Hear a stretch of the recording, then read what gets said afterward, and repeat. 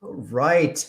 Hey, everybody. Welcome, welcome, welcome. Here we are, another episode of All In With Love Playground Conversations. I'm your host, James Gardner, and this is our conversation dance as it relates to some amazing guests and the heart-led work that they are doing in the world, and also bringing it back to the power and wonder of the inner child as it relates to not only my guests, but myself, and how to increase some units of happiness in this world. So thank you for tuning in, wherever this finds you. And today I'm excited because today is definitely an inner child tick on the box. I have the Wellbeing Wanderer herself joining me today. She is the host of the Wellbeing Wanderer Podcast. She is a coach. She is a facilitator. She is a spreader, if that's the correct terminology, spreader of light and love in the world, and helping others to be the same and do the same. So my privilege to sit down today with Burdett, all the way from the UK. Kat, how are you? Hi, James. I'm amazing. Thank you so much for asking. How are you? I'm fantastic. You are across the pond, as we like to say here in the North American land. Indeed, I am. I would like to say in sunny England, but it's actually very, very drizzly. Very drizzly. Where in England are you again? So at the moment, I'm in Dorset in Poole. Right. We talked. Dorset is where Broadchurch was filmed, right? Yes, I believe it was. I think so. Yes. Dorset has the big cliffs. It does. It does. Fire alarm. Everyone stop, drop, and roll. Don't worry. That's great timing. Yeah. There we go. Stop now. There we go. That's We're what keeping happens. everyone, all our listeners are on their toes. There we go. Anyway. Go up in flames. Mad love to you, Kat. Thank you for joining us today. So I'm going to dive right in here because I love this title of Wellbeing Wanderer. Aha. And let's start with well-being. What is it about well-being? Why well-being? How does it relate to you? Let's have a conversation. Well, well-being has always been really important to me because the majority of my life, I really struggled to feel good within myself. So I suffered from anxiety, shyness, depression, and I just never really felt comfortable in my own skin. And I really only came out of that way of thinking when I reached the age of 36. So it's been a really, really long time. And it was actually through doing work on myself, through self-love, self-care, mindset work, and finding spirituality that I've actually been able to overcome all of this. And it's just helped me to ride the waves of life with a lot more ease. I'm getting the sense, even talking to you, that it's a multifaceted state of being, if you will. Well-being is truly a mental, physical, spiritual kind of balance. Is that a correct assessment? Yeah, absolutely. That's what I believe and what I find to be true for myself. It's about being able to find harmony in your mind, body, and soul. Right. And I know, speak from my journey, I always, getting back in touch with my journey, I was able to really see that certain elements of those were pretty good. And then, I'd always have one or two pieces of the puzzle that were either weak or almost non-existent. And I'm wondering, with the work that you do with clients, do you kind of assess that and figure out a strategy, a way to go about to elevate maybe certain areas of one's life? Yeah, I mean, the approach I like to take is I like to look at a person's life, look at every area and find out, what's not working for them, what is working for them, and make an assessment from that. Because like you say, it's not just like your mind, it's not just your body, everything is connected.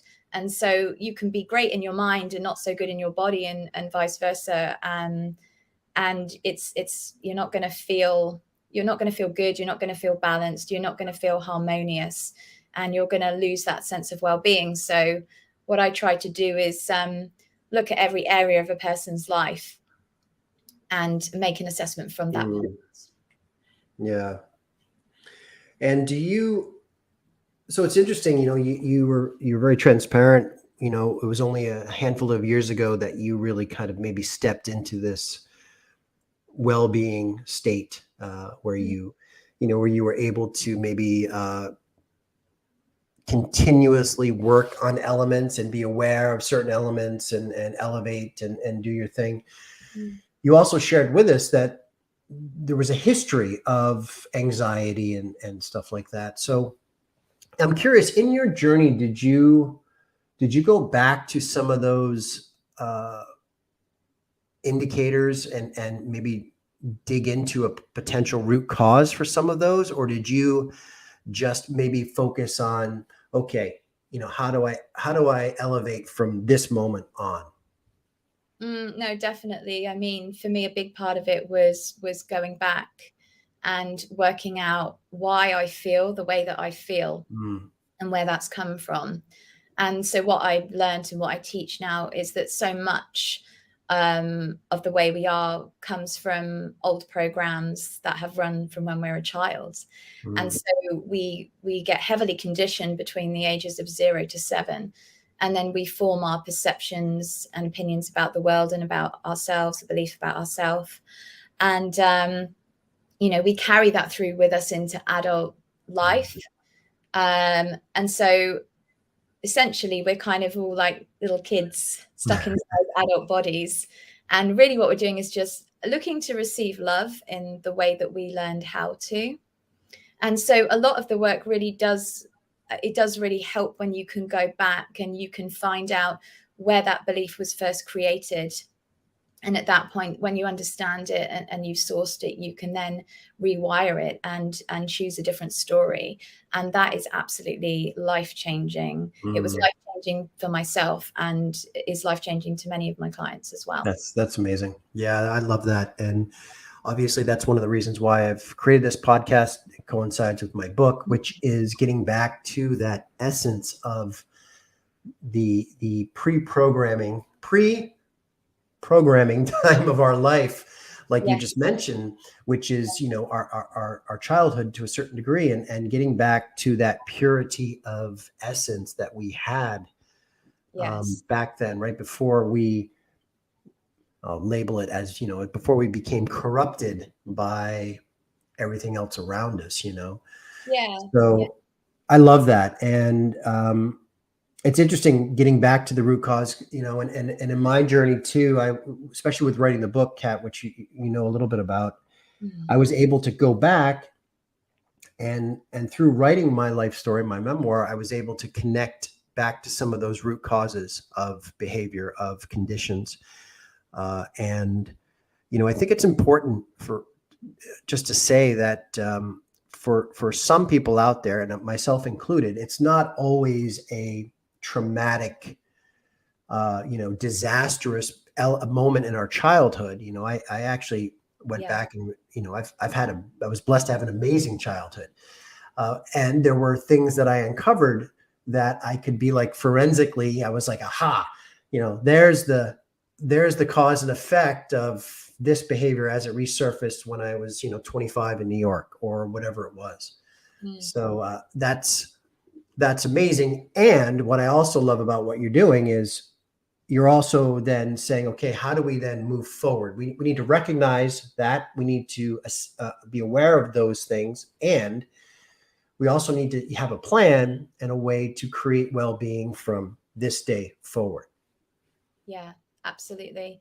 And I think the majority of it starts really from finding those beliefs you have and rewiring them and doing the mindset work. So rewiring your limiting beliefs, and creating your own, like I say, narrative about the world and understanding, and then bringing in all the other elements that coincide with that. So, we're going to look at maybe what you're eating, what your diet's like.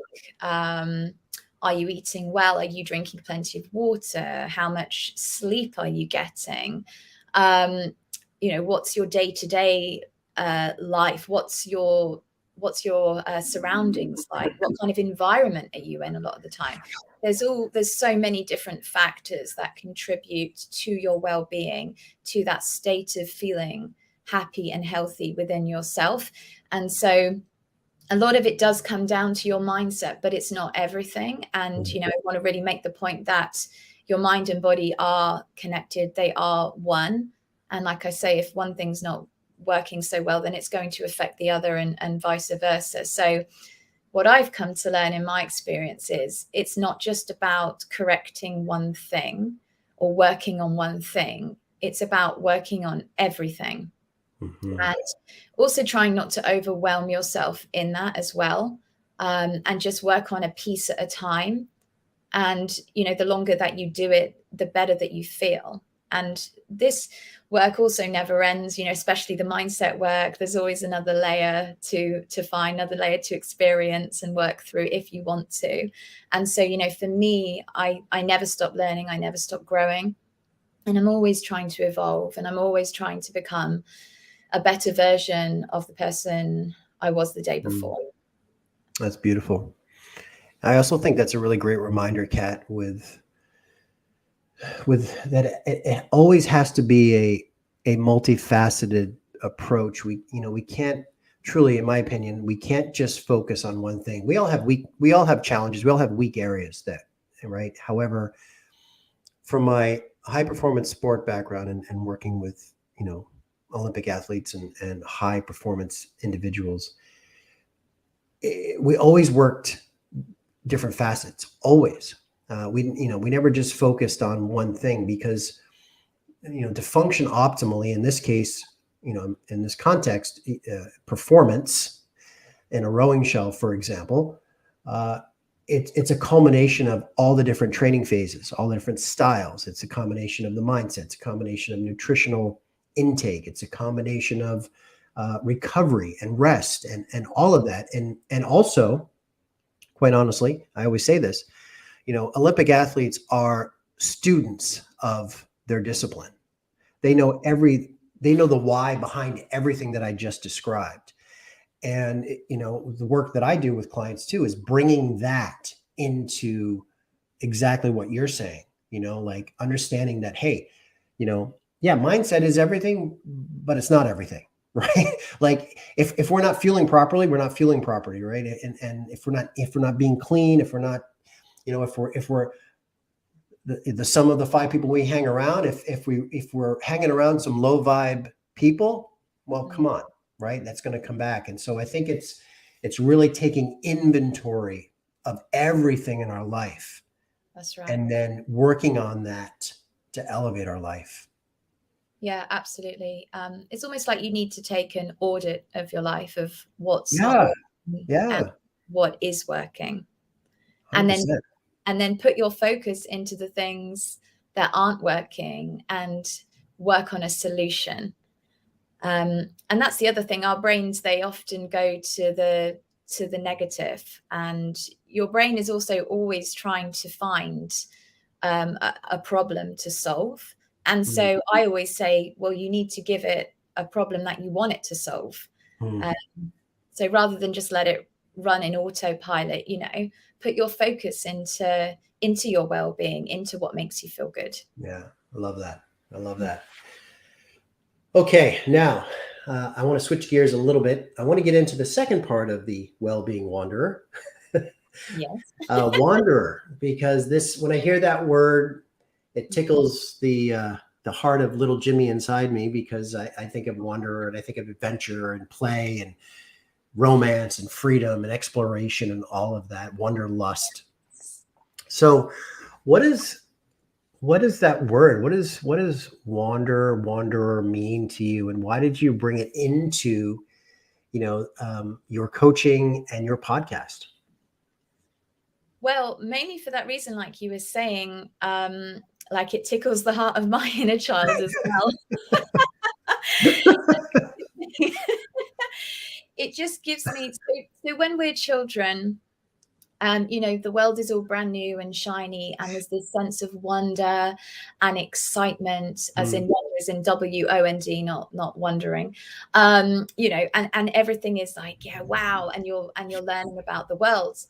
And, you know, there's the word wanderlust. So when we travel, or when I travel, we have that sense of there's this newness there, these areas, these places that we've never seen before. And it's stimulating to the senses and the mind. And for me, it gives me that sense of childlike wonderment. And so it really helps my inner child to be free. And I think it's so important for me in particular, but also I think in society as well, because everything is very heavy at the moment. Everything seems to be very heavy. There's all this like doom and gloom in the world, and everything's very serious a lot of the time. You know, we spend a lot of our time, the majority of our time, being adults and having to be responsible and look after our family and all these things. And so, yeah, when you actually are able to step away from that and let your inner child be free and experience, you know, joy and fun, because we don't have a lot of joy and fun, then it feels amazing. And so I think it really is an important part of well-being, because for me, it represents that inner freedom. And for me, that is incredibly important. And I guess I've always naturally been very much a free spirit, very much a nomad. I always like to explore. I always have a very strong inner child within me, I would say. Little cat. I love that. And it's interesting because, I mean, you nailed it on the head. I mean, you're talking about this power of curiosity that, you know, a child wakes up to and with every day when they greet the world, right? I always talk about the possibility of what if that blows in every day. Well, what if? What's today? And it's a beautiful frame of mind and a beautiful perception to be in, especially as an adult. And you know, that is one of the flags that I wave in this world is bringing that in to the workplace, into building a business, into helping others, right? Being of service, into relationships. How can we bring that inquisitive curiosity, sense of what if into everything we do? And I love that it makes me laugh because every wanderer out there, and there's a lot of those nomad, adventurer, wanderers, wanderlust people. They all of them walk hand in hand with their inner child. They do. So there's a direct bridge exactly to what you're saying is that's what we did when we were kids. You know, that's what we did. So I love that. And for you, I know that you have a playground that you go to. So tell us about your love and your pull to Costa Rica. Well, let's talk about my pull to Costa Rica. I'll just briefly touch on this, but I experienced a spiritual awakening and felt very connected to everything, felt the oneness. And what happened was I just got really tapped into my intuition. And I saw that Zac Efron program, this isn't a plug, sorry, but Down to Earth. And they have an episode in Costa Rica. And I saw that episode and oh my God, I was obsessed. I couldn't get it out my head. And every fiber of my being was like, you need to go there. Like, you have to go. And it was like, it wasn't even a question. And I actually went during the height of the pandemic and ended up doing volunteering to get out there because that's how much I needed to go. And then I came across this beautiful place in Costa Rica called Nosara, which is a very popular town with surfers and yogis and entrepreneurs, coaches, spiritual people. And this place has a very high vibrational energy. and you're just immersed in jungle, and you're right by the ocean. It's beautiful, and there's like-minded people there, and they live pura vida, as they say, which is the pure life, the simple life. And for me, that is incredibly important, because I hate all the fluff and all the crap that surrounds us that doesn't really matter. Sports cars and the latest, I don't know, Gucci shoes or whatever they might be. Like that shit does not matter. Am I allowed to swear? Sorry. Oh yeah, fire away. It's all good.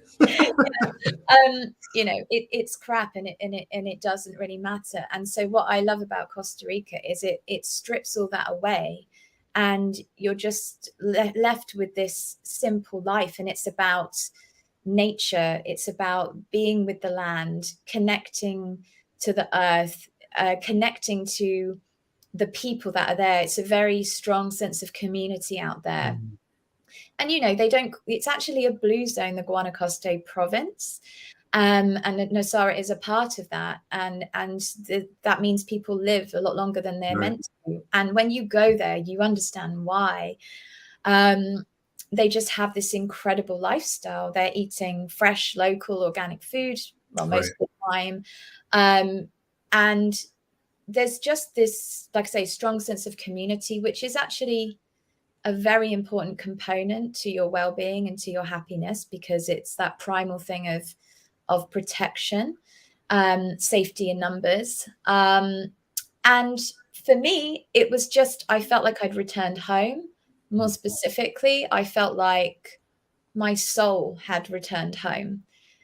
And it's intoxicating being there. And as I say, there's this very, very high vibration. You can't really explain what that is unless you go there. But it just feels like you feel more alive than ever before. So that's why I love Nosara. I think it's interesting. You talked about your soul felt at home there. It was like you landed. And when we can do that, the result is we truly do feel alive, perhaps. And I think it's interesting for people that, because I've heard that, and in terms of, people are called to a place, they get there, and they have arrived, and it elevates them to a whole nother level of living, if you will.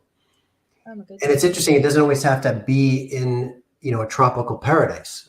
You have conversations with people that it happens, I don't know, on the Icelandic coast, or whatever. It doesn't matter. The point is that they're honoring something within them. And I think, that's courageous. And I want to also just give you a shout out for that, because it takes courage to do that, especially in this day and age, to go and never mind in the height of the pandemic, to say, hey, I'm called, I'm honoring the call, and I'm going to make this work. And, your life has blossomed because of it. And now you're going back too. Yeah. This will be the third time, and hoping I won't have to leave this time. But what you were saying, like it can be anywhere that this might happen for you. But for me, what's interesting is I've spent my whole life moving around different parts of England, living in different parts of the country, and I've never felt settled. Nowhere has made me want to stay. And I've always felt like something was missing until I went to Costa Rica. And then it was just this beautiful recognition of this is the place that I have been looking for all my life. This is what I've been looking for. This ticks all my boxes. It has everything I want, the nature, the jungle, the food, the people, the simple lifestyle. And there's just so much connection there. And you can connect so deeply to yourself there. And it really just takes you on this incredible journey. So yeah, it's definitely my soul home. Definitely. Love it. I love that soul home. Nice. Yeah. Yeah, I've lived a similar life, I guess, like you. I've moved a lot, lived a lot of places from Rhode Island to, New York City and Los Angeles and Vancouver and Vancouver Island, now back to Vancouver.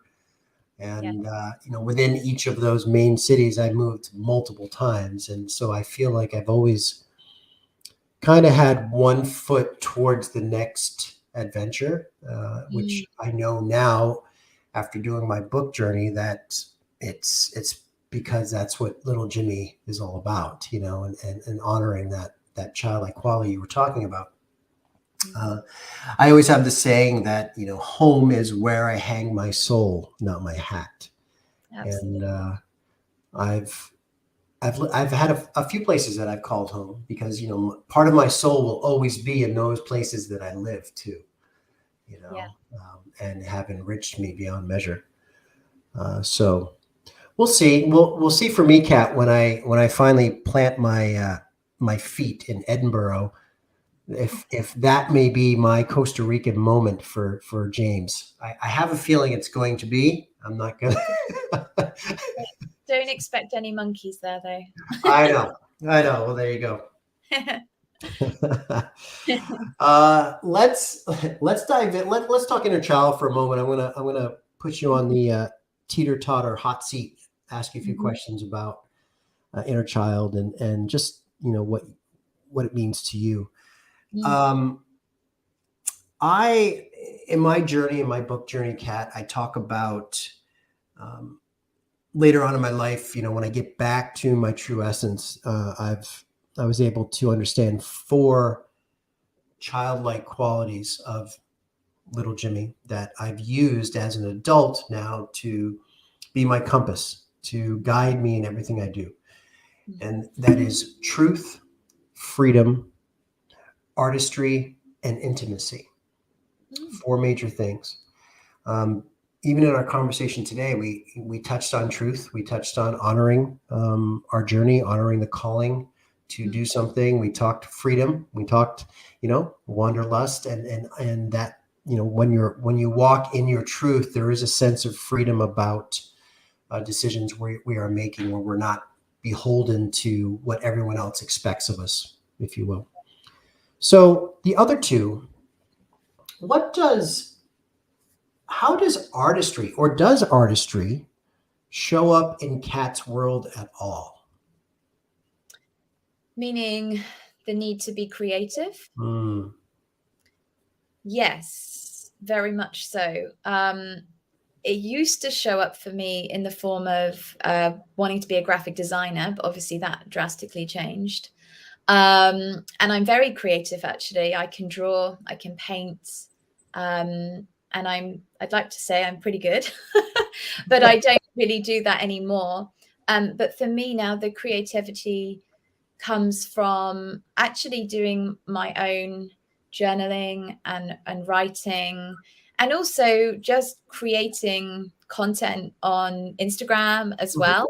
mhm, Um, and just because it's a form of expression, right? So, and that's really what we're doing when we're younger, because maybe we don't necessarily have the words to put out there, but what we can do is we can create. So I can understand how that would be very much a part of your inner child's needs and mhm, desires. But certainly for me now, I think it comes more from speaking my truth. And so, yeah, coming back to that element of truth again. And that's actually one of the reasons why I created the podcast, because I had this, again, intuitive hit that this is what I needed to do. And people need to hear my truth. And mm. I am very vulnerable on there, very truthful. I talk about all sorts of things I've experienced. Um, so that really is for me at the moment where that artistry Love it. comes into my world. Yeah, beautiful, beautiful. I mean, I do feel that, you know, again, children are creative by nature, and I Mm. think human beings are creative. The ability to create, whether it's imagination, whether it's the day's adventure, whether it's art, whether it's something, I talk about, I truly feel we are all artists, and we were all artists at one point in our lives. And many of us have let that go. But it's interesting to hear you. I mean, you bring that in, and I know too, the way you coach and the work you do with clients is artistry too. I mean, there's the art of conversation. There's the art of being of service and guiding people. And, it's almost, for me, it's almost a mindset too or a state, a mind state of how I approach the work that I do, Mm-hmm. So I'm going to ask you one more, and that is intimacy. So the fourth component, intimacy, which is, I'm interested to hear how that possibly relates to your life and what you do. I think intimacy for me is just deepening the connection with myself and with others. And actually, in deepening that connection with myself, it then enhances my connection with others, because I've kind of had more insight into how I operate. And therefore it helps me to make better connections with people. And also for me, it's, I would say, a lot to do with my spiritual connection as well. And literally, like I said before, when I didn't have that spiritual connection, I felt like a piece of me was missing. And I just didn't know what was wrong or why I couldn't feel whole. And then once I had my spiritual awakening, and I kind of understood that there's something greater than us, and I call it universal intelligence, but you might call it God or whatever. Sure. Anyway, and that sort of, it really helped me to understand myself better. And, I'll have moments where I get these downloads come to me, like the intuitive hit to go to Costa Rica. And I know with every fiber of my being that that's what I have to do, or where I have to go, whatever it is. So yeah, for me, that's my take on intimacy, I guess. So it just really is a way to deepen the connection to myself.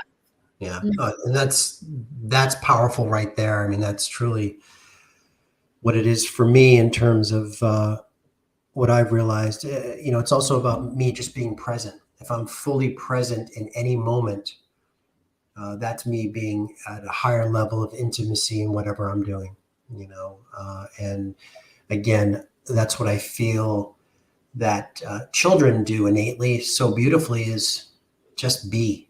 And the kids can sit on the grass and the lawn for forever and just be content with everything that shows up in that moment. And I feel like for me, that's being intimacy. And so I try to take that into exactly what you're saying, a deeper connection with myself and others, and holding space, and especially in the work we do. So beautiful. Thank you, Kat. All right, Kat, we are going to wrap up here. As always on the All In With Love podcast, I will throw you a closing question. Dun, dun, dun, dun. Okay. Hit me with it. Hit me with it. In my book, I talk about, there is a pivotal point for all of us in our lives where each of us walk through the doorway of adulthood. And sometimes it's earlier, sometimes it's later for others. It just depends on our own respective journey. But make no mistake, there's a point where we cross that threshold. My question to you, Kat, is if you could go back to that moment in time, what would your little Kat say to you about the journey you're going to take in adulthood? Oh, that's a good question. What would she say to me?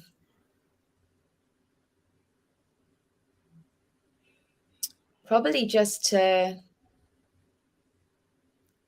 listen to her, and not be afraid to play, not be afraid to have fun and let go and run wild and just embrace that part of her. Because I think I spent a long time trying to do what I felt we should be doing as adults, trying to follow the social norms, trying to fit in, trying to be okay with not really feeling okay based on everybody else's opinions. And really what I needed to do was just listen to my inner child, listen to my curiosity, my wonderment, my interest in the world.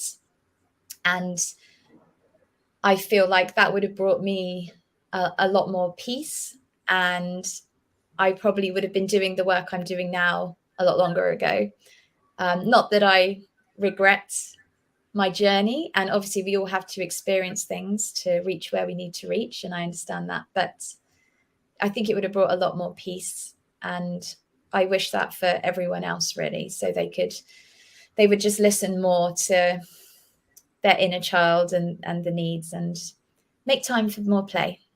Love that. There's nothing else to say after that. That was beautiful. That was a beautiful send-off. So amen to that. Okay, Kat, thank you for taking time out of your day, out of your early evening there in the UK when we're doing this, to spend some time and share with us a little bit about you, a little bit about the work you do, also some beautiful heart-led insights into some things to think about with not only ourselves but the world, and the truth that is in all of us and whether or not we hear it yet, and honoring our soul. I think we all do have a calling, Kat, to honor our soul and whatever that may be. We just need to get people to listen. And I think that's the work you and I are doing, is how do we get people to listen to themselves and their heart. So thank you. So for anyone out there that wants to get in touch with Kat, find out more about Kat, of course, in the show notes, I will drop you some links so you can find her. I do know she's big on Instagram, that one of your big platforms, Kat. So it's the Wellbeing Wanderer, correct? Yeah. At the Wellbeing Wanderer. That's right. The Wellbeing Wanderer, perfect, on IG. We'll get you the Facebook and some other links where you can follow her, find her, and get some insights. If nothing else, follow Kat for some wanderlust. And Kat, you are as you said, or as I said at the beginning, I know it's what you do, is you spread love and light. So I feel it. I see you. Thank you so much. And thank you for being part of the show. Well, thank you so much for having me on the show. It's an absolute honor to be here. Thank you. All right. And to the community at large, thank you again for tuning in to another episode of All In With Love, Playground Conversations. This is directly tied into my book, All In With Love, My Journey to the Hero Within. It is my life story, getting back to the wonder of little Jimmy as a middle-aged man, and all of the craziness that it has ensued in my life to get to that point. It is available at over 50,000 booksellers worldwide. Amazon, of course, Barnes & Noble, Chapters, Indigo, Google Play, Apple Book, you name it, it's there. So would love for you to reach out. It's available in all formats, paper, hardcover, and ebook. My door is open. Reach out to me, connect with me. Love to hear stories of the inner child. And thank you for taking a journey with us today. So we'll see you on the next episode. Bye for now.